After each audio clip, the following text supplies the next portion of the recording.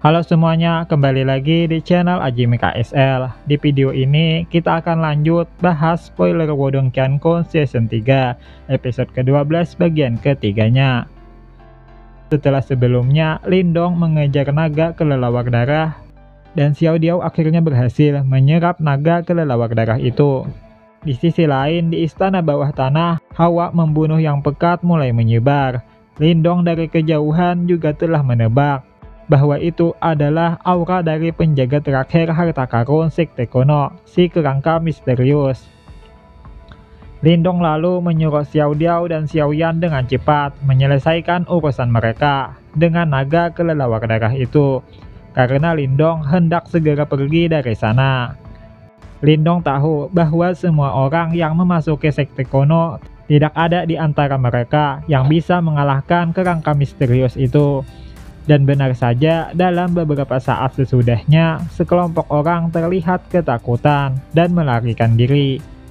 Mereka bagaikan domba yang sedang dikejar serigala. Jika mereka lambat, mereka akan binasa. Melihat semua orang lari terbirit-birit, Lindong juga segera pergi bersama Xiao Yan.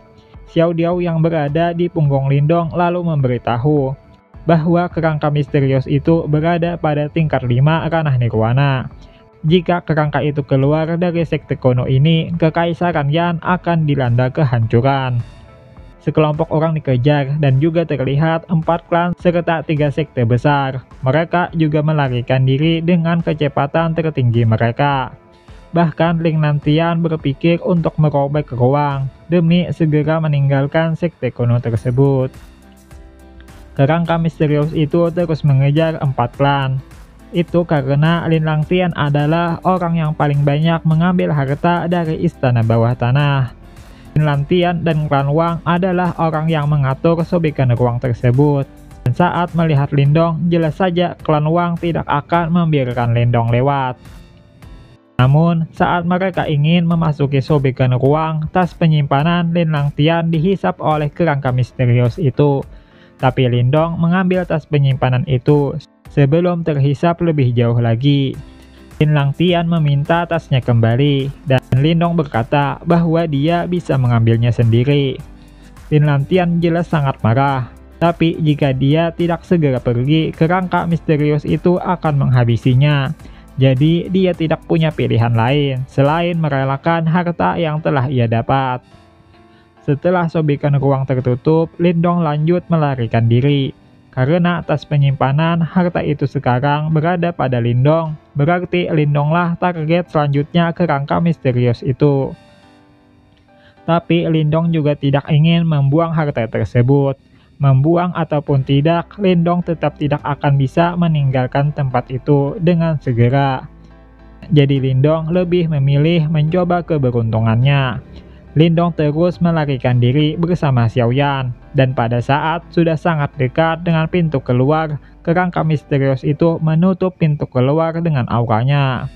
Kini tidak ada jalan keluar lagi. Lindong hanya bisa melawan kerangka misterius itu dengan sekuat tenaga.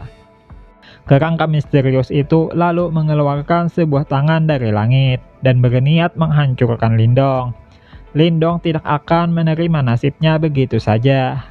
Dengan keyakinan yang kuat, Lindong membuat segel untuk meluncurkan serangan jari surgawi yang kuat. Serangan telapak tangan kerangka misterius itu dan kemampuan jari surgawi Lindong pun bertabrakan dan membuat goncangan yang dahsyat. Serangan pertama kerangka misterius itu dapat ditahan Lindong. Tapi untuk serangan kedua, kali ini ada 10 tangan muncul dari langit. Satu serangan saja, Lindong telah menghabiskan kekuatan Yuannya untuk bertahan. Dan sekarang ada 10. Lindong tidak tahu lagi bagaimana nasibnya. Lindong kini mengalami krisis kematian. Dan pada saat Lindong menerima nasibnya, aura hitam pekat keluar dari Lindong. Simbol hitam yang diberikan tetua untuk membuka segel pelahap keluar. Dan seketika itu juga kerangka misterius itu berhenti. Nampaknya hubungan kerangka misterius itu dan tetua yang memberikan Lindong kunci segel pelahap itu sangatlah baik. Kerangka misterius itu memberi hormat pada simbol hitam tersebut.